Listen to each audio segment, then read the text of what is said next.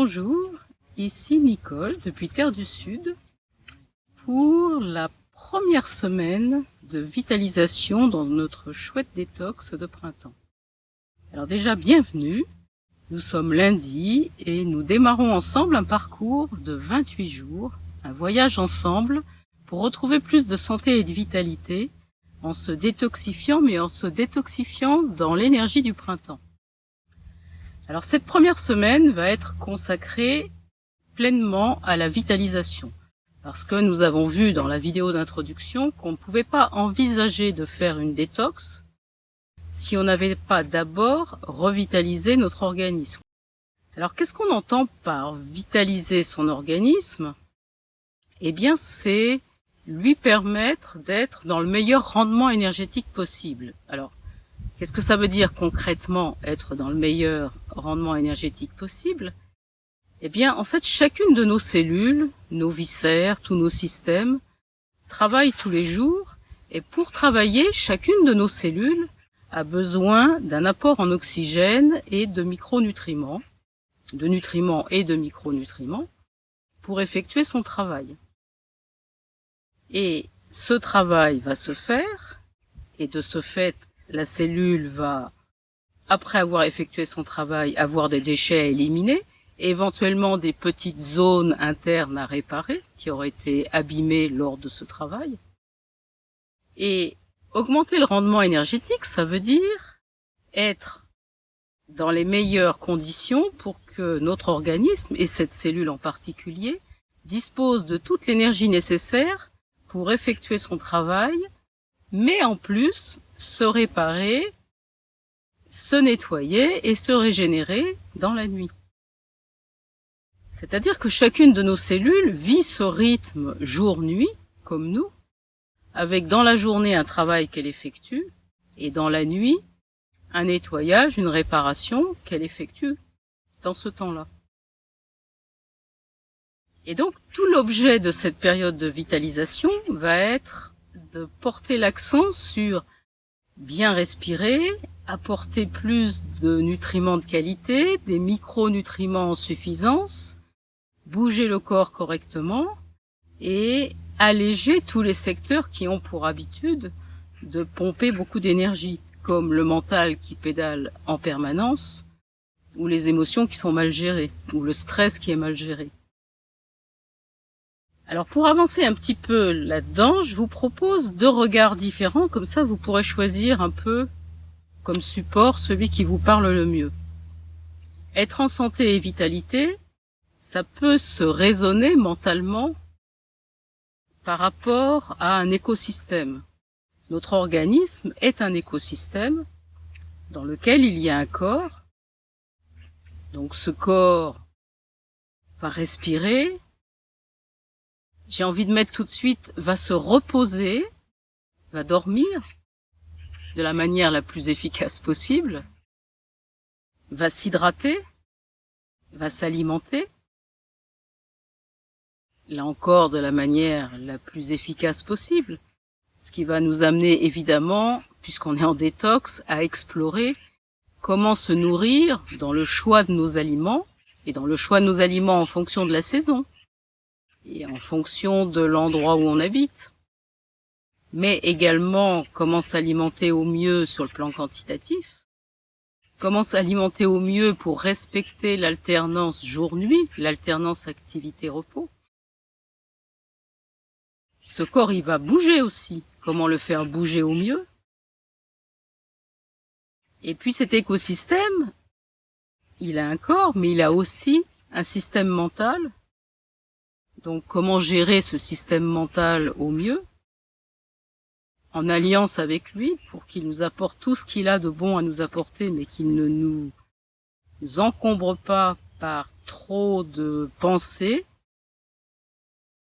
ou trop de rappels d'un passé qui aurait pu se dérouler autrement, et d'un futur qui risque de pas être joyeux.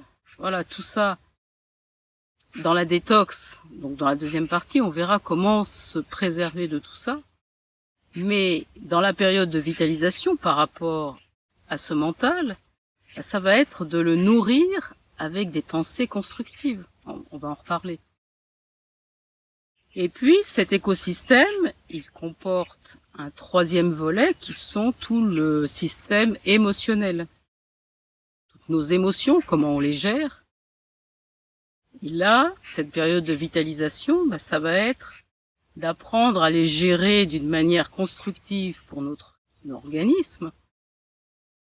Et donc, effectivement, privilégier ce qu'on a tendance à appeler, pour parler vite, des émotions positives, mais savoir aussi transmuter des émotions dites négatives. Il n'y a pas d'émotions positives ou d'émotions négatives. Il y a des émotions. Les émotions sont des mouvements d'énergie en nous. Les émotions, c'est le vent, c'est la pluie, c'est l'eau, c'est le feu. Tout ça, à l'intérieur de nous, c'est ça qui se transforme, qui se manifeste sous forme d'émotions. Et la vitalisation de ce secteur, c'est apprendre à gérer ce secteur pour que ces émotions soient dans une direction positive pour nous, nourrissent le cœur, nourrissent l'âme, et nous amènent dans des notions de gratitude, de bienveillance, de compassion, d'amour. Mais une énergie colère, qui est étiquetée négative, c'est un jaillissement d'énergie calqué sur le mouvement du printemps, de la sève qui monte dans les végétaux, de la vie qui jaillit dans tous les vivants.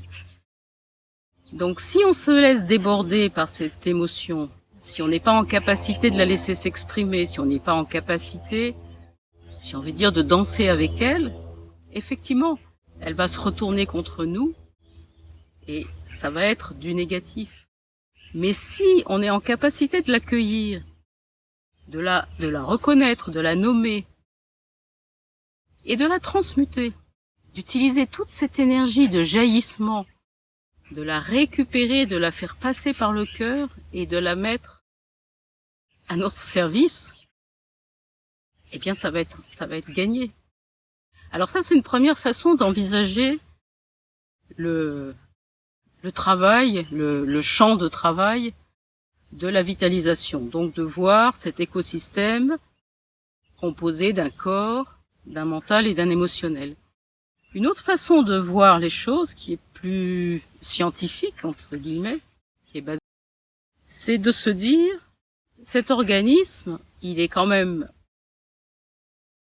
géré, quelque part, dirigé, gouverné, par des chromosomes, par une génétique, et surtout par une épigénétique. C'est-à-dire comment cette génétique va s'exprimer, quels sont les gènes qui vont s'exprimer en fonction de notre mode de vie, et notre façon d'être dans la vie. Et si on prend cette vitalisation sous cet angle-là, qu'est-ce que ça va être, se vitaliser? Eh bien, ça va être réunir tout ce qui est nécessaire pour que nos télomères soient les plus grands possibles, ou autrement dit, que l'enzyme télomérase soit la plus efficace possible. Alors, qu'est-ce que c'est que les télomères? Pour aller très vite, c'est pas le sujet. Les télomères, c'est une partie des chromosomes qui est à l'extrémité et qu'on sait maintenant gérer la longévité et la qualité de la vie. C'est-à-dire le fait qu'on reste en santé et en vitalité. Et il y a une enzyme qui gère la longueur du télomère, qui est la télomérase. Et pour avoir des télomérases, des enzymes qui vont gérer la longueur de ce télomère, qui, lui, va gérer la qualité et notre longévité, la qualité de vie et notre longévité, pour avoir une télomérase efficace et punchy, qu'est-ce qu'il faut? Il y a un certain nombre de conditions à réunir. Et vous allez voir qu'on va retomber sur nos pieds, si je peux dire. La première condition, c'est d'être dans des pensées constructives. C'est-à-dire des pensées qui vont être beaucoup dans une ambiance de gratitude, de compassion, d'empathie, de bienveillance, de service, d'être au service de la vie. Tout ça imbibé et coloré de l'amour qui chapeaute tout. Donc ça, c'est la première condition qui vraiment rend la télomérase très efficace. La deuxième condition, c'est une bonne alimentation. Une bonne alimentation à la fois qualitative, avec des nutriments de qualité, avec des vitamines et des minéraux très présents, parce qu'ils vont aider la télomérase dans son travail, mais aussi une alimentation quantitative. C'est-à-dire surtout ne pas trop manger, mais manger la juste quantité, avec la juste périodicité, qui est quelque chose qui vous est propre et que chacun a à trouver, en se mettant à l'écoute des besoins du corps. Donc ça, c'est la deuxième condition. La troisième condition, c'est de respirer consciemment, régulièrement dans la journée. Par exemple, quand vous mangez, si vous prenez des petits temps en début de repas, au milieu du repas et en fin de repas, pour faire ne serait-ce que 3, 4, 5 respirations conscientes bien amples, eh bien vous allez améliorer de manière extraordinaire votre digestion et la transformation de l'aliment en énergie pour vous. Donc respirer, c'est la troisième condition. Utilisez ce corps, l'utiliser correctement, avoir un exercice physique régulier, avoir un dialogue avec chacune de nos articulations, l'amener à fonctionner correctement. On sait maintenant que le liquide synovial, qui est en gros le lubrifiant des articulations, n'est performant que si l'articulation est sollicitée. Sinon, l'articulation se met au repos, l'organisme considère qu'il n'y a pas besoin de cette articulation pour fonctionner, et petit à petit, on perd de l'amplitude dans cette articulation. Donc ça passe par ce travail-là aussi. Et puis, en s'appuyant sur tous les travaux de Bruce Lipton, Joe Dispenza, Greg Braden, pour ne citer que les plus grands, on sait aussi qu'il y a un facteur qui est extrêmement important et qui est souvent le facteur qui va bloquer une guérison complète. Et ce facteur, c'est le fait d'avoir trouvé sa place, d'être bien dans ses baskets, ou bien sur sa terre, de savoir qu'on a en soi des talents qui sont différents pour chacun, et que ces talents, c'est notre contribution à cet univers, à ce monde, à cette planète, et de se mettre au service. Et quand on réunit l'ensemble de ces facteurs, eh bien, on a des télomérases qui sont super efficaces, et on sait maintenant que en récupérant une qualité de fonctionnement de télomérase, on peut allonger des télomères qui s'étaient raccourcis. C'est-à-dire qu'il y a toujours, tout le temps, à chaque instant, la possibilité d'être dans le nouveau. C'est un élément très important, ça, de la réussite de n'importe quelle activité et de la vie en général. C'est d'avoir à la conscience que se remettre dans l'instant, se remettre là, ici et maintenant, en ne se laissant pas encombrer par le passé, ni par les projections sur un futur hypothétique, se mettre là, dans l'instant, avec ce regard du nouveau, cet esprit de nouveauté, parce que là, à chaque instant, tout se rejoue, totalement, eh bien, vraiment, la base de la santé et de la vitalité, c'est là. Et donc, c'est ce parcours qu'on va un petit peu explorer dans cette première semaine. Cette première semaine, c'est de la vitalisation à l'état pur. On n'a que ça à l'esprit. C'est ramener notre organisme, notre écosystème, ou nos télomérases, dans les meilleures conditions possibles. Et puis, on verra que la deuxième semaine de vitalisation, plus on avancera dans la semaine, et plus on aura une deuxième préoccupation, ou une deuxième occupation, parce que préoccupation, c'est un peu péjoratif, une deuxième occupation qui sera de préparer le petit moment de la pleine lune qu'on aura choisi de vivre chacun pour soi à sa manière. Voilà, je vais vous laisser pour aujourd'hui.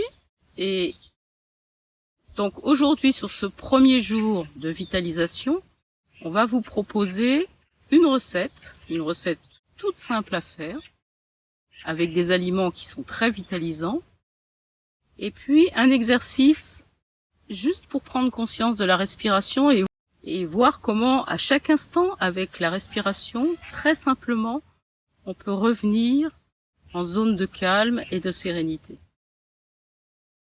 Très belle journée à vous.